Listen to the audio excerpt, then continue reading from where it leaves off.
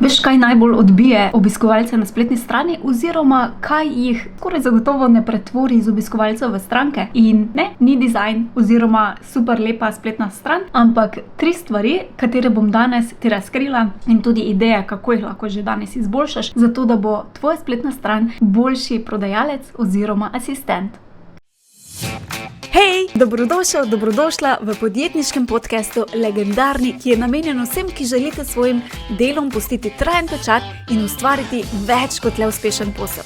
Če se še pa ne poznava, moje ime je Maja in podjetnikom in podjetnicam pomagam pri gradnji brenda, vse postavitev temeljev celostne grafične podobe, spletne strani, ki konvertira obiskovalce v stranke in rasti in razvoju brenda. Zdaj, preden greva na samo vsebino oziroma same 3 pogoste napake, ki jih vidim pri spletnih straneh in zaradi tega so razlog, da spletna stran ne konvertira obiskovalcev v stranke, potem imaš mogoče vprašanje, ampak Maja, jaz še sploh nimam spletne strani in mogoče še iščem, kje sploh začeti in kako naprej. Zdaj, če si hočeš postaviti res spletno stran, ki bo tvoj najboljši prodajalec in asistent, potem poglej spodaj pod tem videom v opis, kjer ti bom dala link do spletne strani 2.0, kjer ti v bistvu jaz ali pa moja ekipa postavimo celotno ogrodje in pa kako vsebinsko jo zastaviti, tako da imaš lahko minimalno dela z samo spletno stranjo in lahko zaživi. Ena stranka je celo v enem tednu uspela jo narediti in objaviti svojo prvo spletno stran. Zdaj pa gremo torej pogledati same te napake. Pa še preden grem na prvo napako, naj mogoče se dotaknem sploh tega, kaj je v bistvu pogosto, kar vidim med podjetniki pa podjetnicami, je to, da v bistvu imajo mogoče spletno stran, mogoče so jo celo dali delati enemu zunanjemu izvajalcu, mogoče celo veliko denarja plačali za njo, kar je zelo pogosta, ampak v resnici njihova spletna stran mogoče ne doprinese njihovemu poslu. Se pravi, ne pridobiva strank, ne gradi mailing liste, ne gradi odnosov, ne vodi do nakupa, ne ogreva strank in tako naprej. In takšnim spletnim stranem jaz rečem, da so v bistvu okrasek tvojega posla ali pa brenda. Če imaš tudi ti takšno, nič hudega, je pogosto to, ampak ni pa nujno, da je samo to, ampak v bistvu jaz zagovarjam, da v bistvu vsak podjetnik pa podjetnica, ki ima svojo spletno stran oziroma glavna naloga spletne strani bi morala biti, da je njegov najboljši asistent in pa prodajalec. Torej, to pomeni, da spletna stran, tudi če ti ne delaš aktivno vsak dan nekaj na spletni strani, da vseeno nove obiskovalce začne ogrevati, jih obdrži v svojem nekako bližini, da ne kliknejo pa potem se izgubijo in jih nikoli več ne vrnejo, ampak da v bistvu ostanejo v bližini, se začnejo graditi odnosi, se začne graditi torej ta ogrevanje, in naravno potem seveda pelje tudi do nakupa. Oziroma lahko tudi kasneje to ogrevanje mogoče traja dlje časa, ampak to sploh ni pomembno, kako dolgo traja, pač odvisno je od tvoje ponudbe, odvisno je torej, kako je zgrajena spletna stran, pa ne mislim samo fizično, ampak predvsem tudi strateško. Zakaj želim to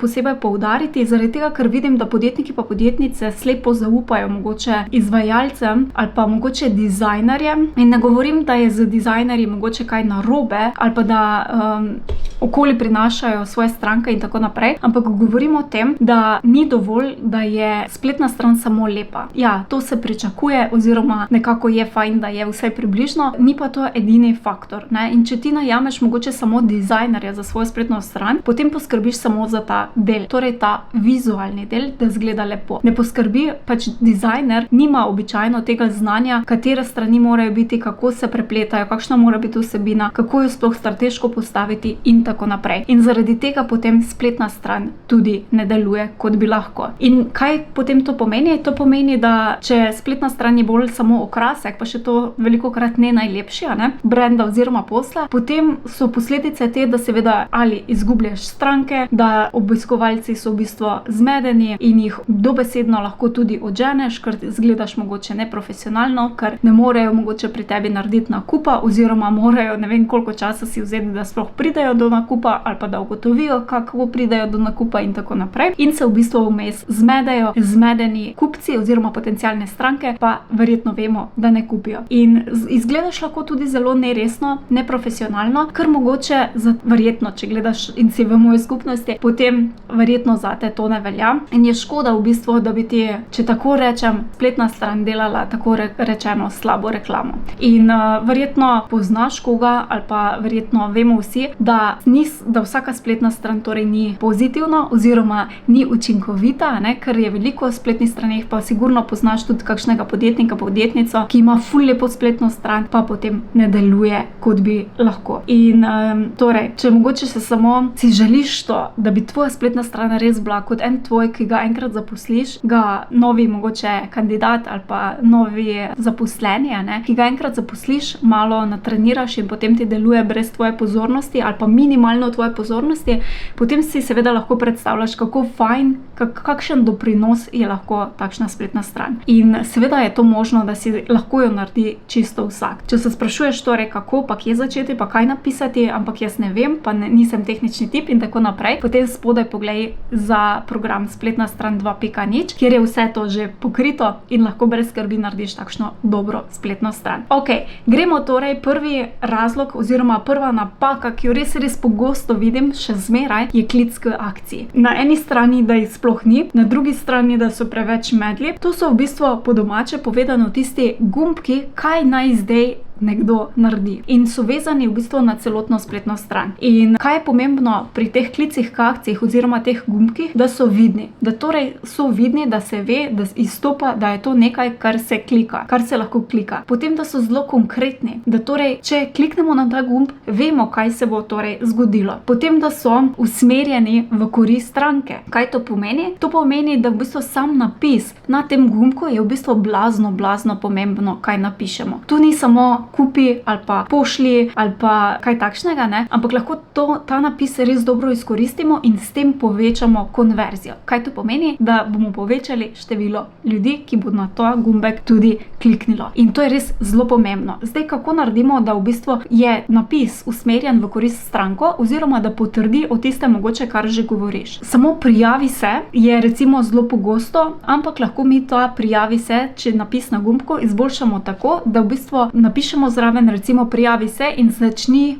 privabljati prave idealne stranke. Torej, zakaj bi se prijavili, je recimo tukaj zraven. Če ti dam še par primerov, kako lahko izboljšaš napise na teh gumbkih, je recimo še več info. Da napišeš več informacij tukaj ali pa nekaj takšnega, lahko s tem poveš, o čem je več informacij. Naprimer, prinesi si priročnik z 10 idejami, ki prodajajo. Recimo pač odvisno, kar je vsebina, in potem seveda ideja je, da vsak gumbek prilagodimo vsebini.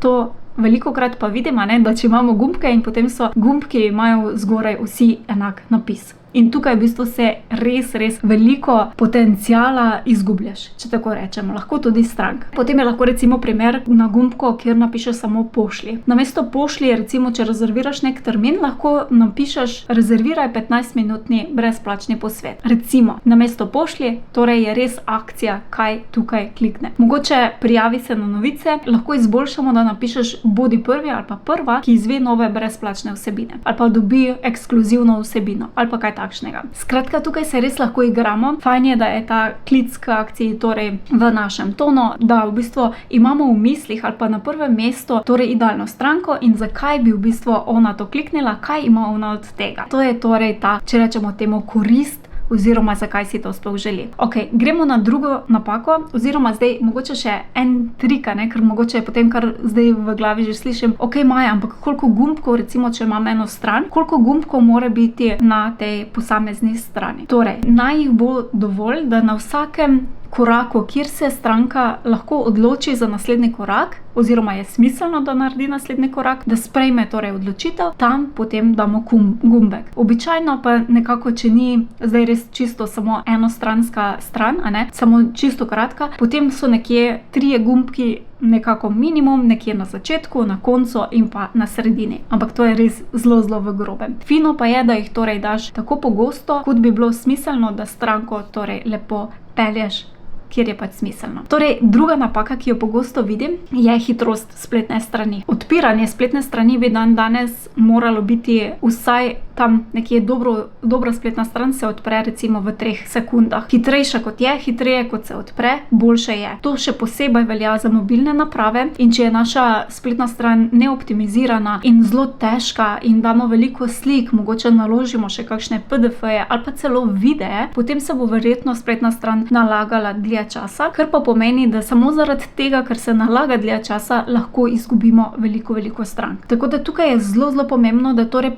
pogledamo, kaj je hitrost in pa optimiziramo našo spletno stran, da bo v bistvu res super hitra in ne bomo zaradi takšnih zelo tehničnih stvari potem izgubljali strank. In mogoče ima zdaj vprašanje, ampak kako jaz naj vem, kje je težava, ne? Lahko pogledaš torej svoje priponke, če imaš velikih slik, recimo, da imaš ogromne slike, fotografije, ki vzamejo tudi veliko prostora, potem lahko pogledaš, kako lahko te slike torej kompresiraš oziroma jih stisneš skupaj, da bodo zavzele čim manj prostora. In ostale zadeve, torej, da se tehnično vse lepo deluje. Zdaj, spodaj pod videom ti bom dala tudi 2 orodja za analizo, torej, da lahko pogledaš, kako hitra je spletna stran in pa zraven tudi, kaj vse lahko optimiziraš. Tako da ne rabiš ful skrbeti. Je eno Googlovo orodje, pa še ena GTmetrix, ki ti pomaga, da pogledaš, kako hitra je spletna stran in kako lahko izboljšaš. In tretja napaka, o kateri sem želela še govoriti, je stran o meni. Velikokrat podjetniki pa podjetnice razumejo, da je stran o meni o njih, kar na prvo žogo bi mogoče res lahko bilo. V resnici pa je učinkovita spletna stran tista, ki pove stranki oziroma odgovori na vprašanje potencialnemu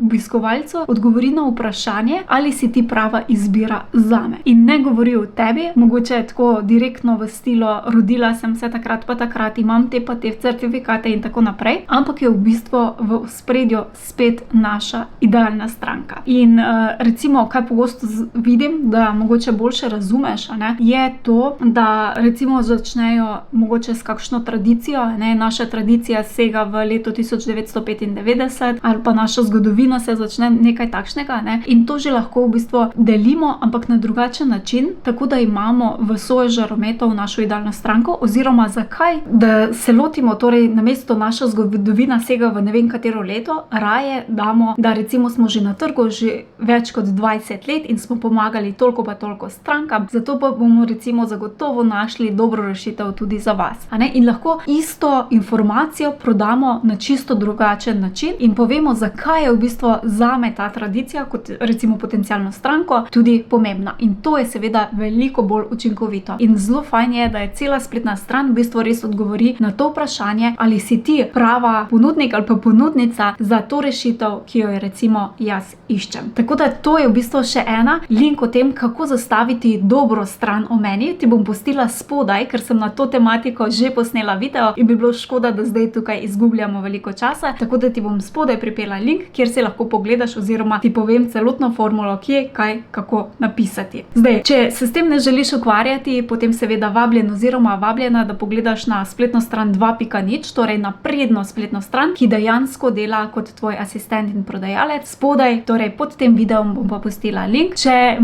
dvomiš oziroma imaš še kakšno vprašanje, pa me na tisti strani seveda lahko tudi kontaktiraš ali pa se dogovoriva za termin in se slišiva, da vidiva, ali je to pravo zate. Tako da jaz ti pa želim veliko uspehov in pa veliko konverzije na tvoji novi ali pa prenovljeni spletni strani. Uživaj in se vidimo kmalu. Čau. Hvala za tvoj čas in pozornost. Če ti je bila epizoda všeč, te vabim, da se naročiš na podcast na najljubši aplikaciji, kjer poslušaš podcaste in tako ne zamudiš naslednje epizode. Vesela bom tudi povratne informacije, kako ti je bila epizoda všeč in česa si želiš več. Hvala ti in naredi si čudovit dan.